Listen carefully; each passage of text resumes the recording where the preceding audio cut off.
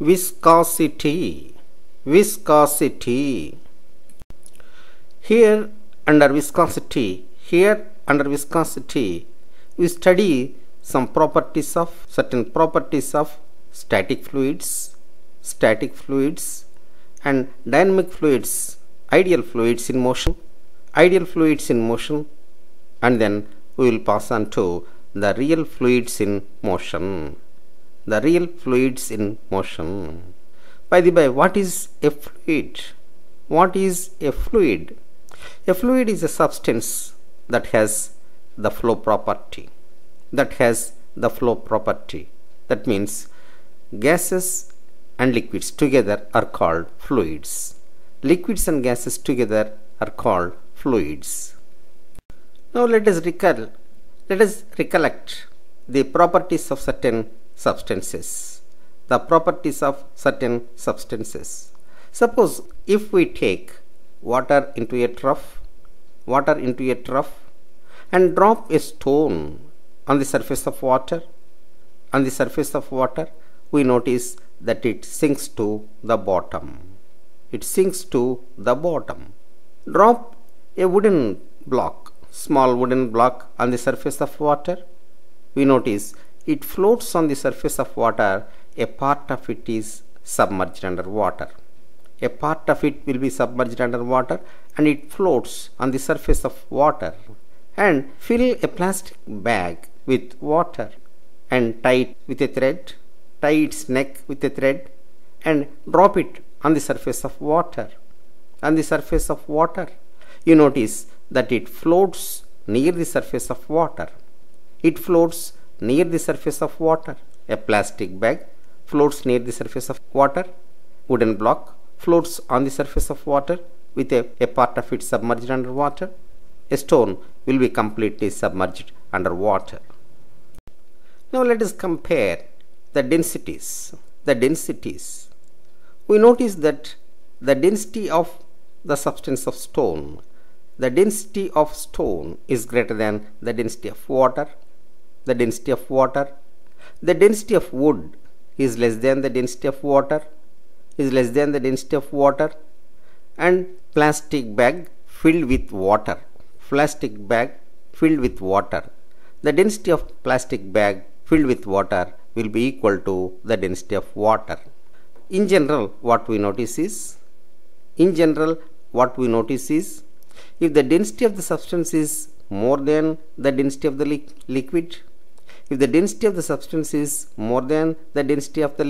then it sinks into the liquid. If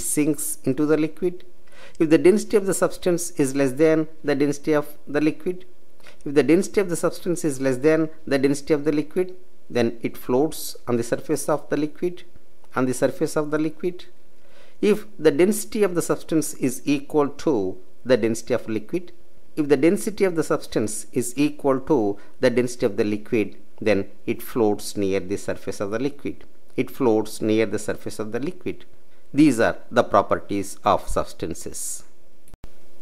In the figure, ds represents density of the substance, ds represents density of the substance, dl represents density of the liquid, dl represents the density of the liquid.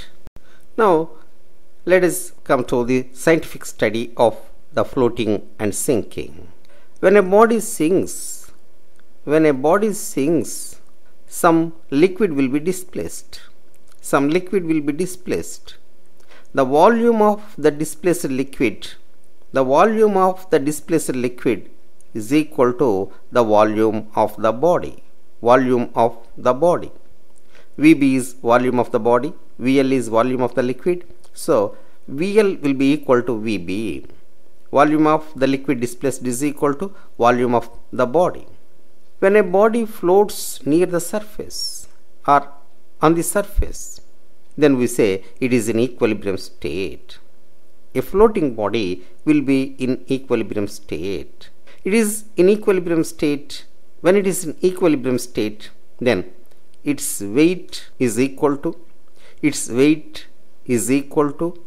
the weight of the displaced liquid. So it is under the action of two equal and opposite forces. One is gravitational force of attraction, that is weight of the body. The other one is buoyancy force, which acts in the upward direction. So W is weight and W of the body, WB is weight of the body, WL is the weight of the displaced liquid. So these two are equal when the body floats on the surface of water, on the surface of liquid. The relation between buoyancy force and weight of the body. Let us represent the weight of the body by WB. WB represents the weight of the body. WL represents the weight of the displaced liquid. WL represents the weight of the displaced liquid.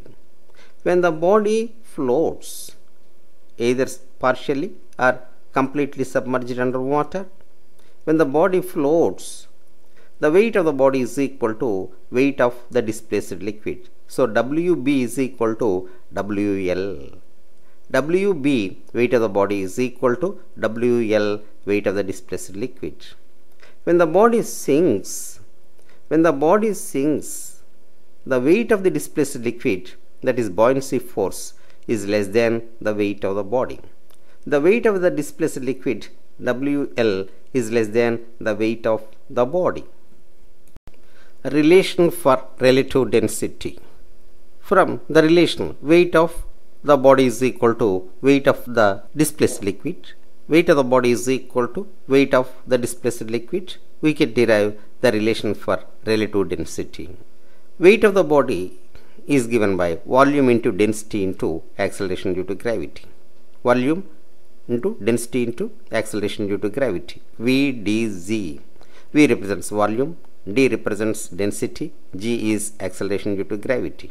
The weight of the body. So the weight of the body, WB, is equal to Vs into ds into g. Vs is volume of substance, ds is density of substance, g is acceleration due to gravity. So Vs, ds, g represents the weight of the body. Vw, dw, g represents the weight of the displaced water. Vw, dw, g represents the weight of the displaced water. When the body floats, weight of the body is equal to weight of water. So weight of the body, Vs, ds, g, is equal to weight of the water, Vw, dw, g, from which we get the relation for ds by dw, density of substance by density of water, is equal to Vw by Vg. Volume of the displaced liquid, volume of the displaced water, volume of the displaced water divided by volume of the substance, volume of the substance. Like this, we can determine the relative density of the substance, the relative density of the substance. Relation between volumes. When a body floats, a part of the body is submerged under water. So the volume of the displaced liquid is equal to the volume of the body submerged under liquid. The volume of the body submerged under liquid. When a body floats, the volume of the displaced liquid is equal to the volume of the submerged part of the body. When a body sinks, the volume of the displaced liquid, is equal to the volume of the body, Relation for buoyancy force. To obtain a relation for buoyancy force, let us consider a body in the shape of a parallelopiped. Body submerged under water, with its base length L, breadth B, and height h. Base length L, breadth B, and height h. When it is submerged in liquid, pressure acts on it in all directions. At the top, the pressure is say P1. At the bottom, the pressure is say P2. Across the same horizontal level, the pressure is say P. This pressure acts on both the sides, on all the sides. So from left, if the pressure is P, from the right, at the same level, the same pressure acts, P acts from the right on the body. Hence, the resultant force due to these two pressures is zero. Hence, in the horizontal direction, no force is experienced by a body due to pressure. Due to pressure, the resultant force is zero in the horizontal direction because of pressure. Let us come to the vertical direction. When we consider the vertical direction, if the depth of water is say h1 to the top of the body, if the depth of the water to the top of the body is say h1, then the force due to the pressure P1 is equal to h1 dg. Let us come to the bottom of this parallel pipe. The depth of water to the bottom is say h2, then the pressure of the liquid water on the bottom of this parallel pipe P2 is equal to h2 dg. Like this, pressure acts on the parallel pipe. The resultant pressure is P2 minus P1. P1 acts in the downward direction, P2 acts in the upward direction. So P2 is greater than P1. Hence, there is a net upward pressure, which is P2 minus P1. We know that the force due to the pressure is force multiplied by area on which the pressure is applied. So force is equal to resultant pressure into area of cross section. Resultant pressure is h2 minus h1 into dg. P2 is h2 dg, P1 is h1 dg. Hence, P2 minus P1 is h2 minus h1 into dg. We know that h2 minus h1 is equal to h, height of the parallel pipe. Hence, P2 minus P1 is equal to h dg. And the force due to this pressure is pressure multiplied by area. So, h dg into area of the base is LB. Hence, force is equal to h dg into LB.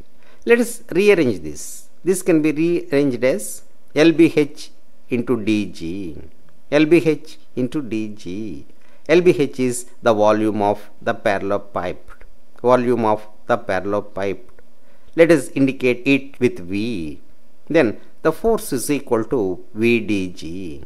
This force due to the pressure is called buoyancy force. Hence, the buoyancy force FB is equal to Vdg, where V is the volume of the body, which is equal to the volume of the displaced liquid. V is volume of the displaced liquid. It is equal to the volume of the body in this case. So, buoyancy force FB is equal to Vdg, where V is the displaced volume of the liquid, D is density, G is acceleration due to gravity.